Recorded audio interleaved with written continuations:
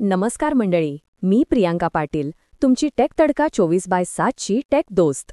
आज आपल्याकडे एक जबरदस्त अपडेट आहे, म्हणजे डायरेक्ट एआयच्या फ्युचरबद्दल. राव, तुम्ही विचार करा, ओपन एआय, हो तेच ज्यांनी चॅटजीपीटी बनवलाय, इन्होंने अजून एक मोठा पार्टनर पकडलाय, ब्रॉडकॉम. कोण आहे ब्रॉडकॉम? तर एक मोठी सेमीकंडक्टर कंपनी जी एआयसाठी खास चिप्स बनवते, माइंड. तर डील काय आहे? ओपन एआय आणि ब्रॉडकॉम बनून 10 गिगावॉटसाठी कस्टम एआय ॲक्सिलरेटर हार्डवेअर बनवणार आहेत. हे काय आहे?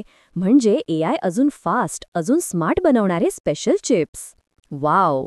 हे हार्डवेअर 2026 पासून 2029 पर्यंत ओपन एआयच्या डेटा सेंटर्स आणि पार्टनरच्या डेटा सेंटर्समध्ये इन्स्टॉल होईल. याचा फायदा काय? ओपन एआय स्वतःच्या गरजेनुसार त्यांनी बनवलेल्या एआय मॉडेल्सला डायरेक्ट हार्डवेअरमध्ये एम्बेडेड करू शकतील. म्हणजे एआयची क्षमता आणि इंटेलिजन्स एका नव्या लेव्हलवर जाईल. वाव! आता खरं तर किती पैशांची डील आहे हे ऑफिशियली सांगितलेलं नाहीये, पण फायनान्शियल टाइम्सनुसार हा आकडा 350 अब्ज ते 500 अब्ज डॉलर्सपर्यंत जाऊ शकतो. बाप रे!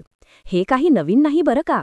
मागच्या आठवड्यातच ओपन एआयने AMDकडून 6 गिगावॉटचे चिप्स विकत घेतले आणि सप्टेंबरमध्ये तर एनव्हिडियासोबत पण 10 गिगावॉट हार्डवेअरची डील झाली आहे, ज्यामध्ये एनव्हिडिया 100 अब्ज डॉलरची गुंतवणूक करतंय. शाप!